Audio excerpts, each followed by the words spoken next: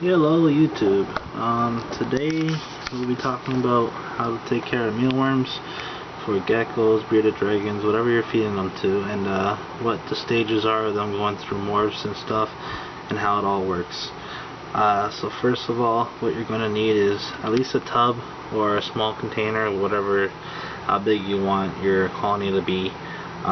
I use a tub just because it's easier, and I have a lot more geckos and stuff now than I used to, so I like to increase my quantity. So what you need is at least a bag of oatmeal. Fill it up about 3/4 of your bin. So basically you want to fill it up that much, just 2 fingers width, so about 2 inches of oatmeal all the way through. Flatten it out, whatever you gotta do. It's up to you how much you want to put in. I put in not much just because it helps them move around a lot more and it covers up more space. And then I'll just zoom in here so you guys can see what's going on. What you're going to need next is either like an apple or potatoes or whatever. Just put it in there. This will keep them from dying off on you really quick, and it just helps them stay moist. What's going to happen next is you're going to end up with cocoons and a bunch of beetles. You can separate them all. I don't, just because it's too much of a hassle right now. It's just easier just to leave them all in the bin and go from there. But yeah, it's really easy to look after this. This is like perfect for me. So what you're going to end up doing is, let's say you buy 100 mealworms, you put like 50 away for breeding, and then the other bunch you want to feed or whatever you're doing with them, or you just keep the whole 100 and let them all turn into beetles. So what's going to happen first is, the first stages is they're going to come out mealworms. Then after that you're going to end up with this little cocoon guy right here. That's a new one. It's hard to show you guys because of my camera. Well, what it is essentially is it looks like a little alien.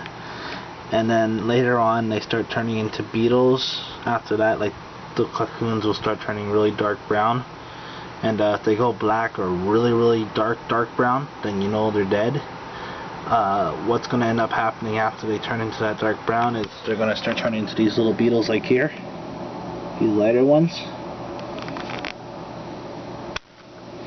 And then from the lighter beetles, which is, here's another good shot just to show you. From the lighter beetles, they're going to turn into these black beetles. The black beetles are what's going to end up starting to lay your eggs.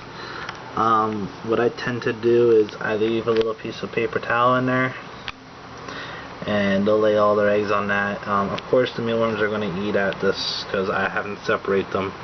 This is just something I was always used to doing. But yeah, I probably got close to at least a few hundreds in here.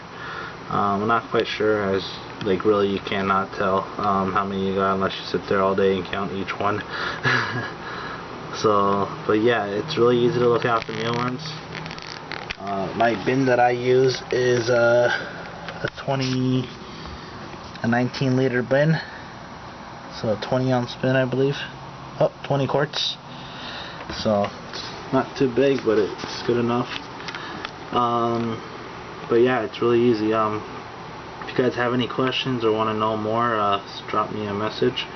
There's also racks that you guys can use where you have your big mealworms, and then when the beetles drop, like, you have your beetles on top, and then when the beetles start to lay their eggs, they'll start dropping through the next level, and then so on, and then we'll start getting bigger mealworms, and you just keep separating them like that. There's many different ways of doing mealworms colonies and how to breed them. It's just all up to you and whatever you feel comfortable in doing. There's nothing really else to say about them. It's basically just up to you on how you want to do it. Watch my other videos and stay tuned, because I will be posting a lot more as I'm starting up my gecko breeding colony.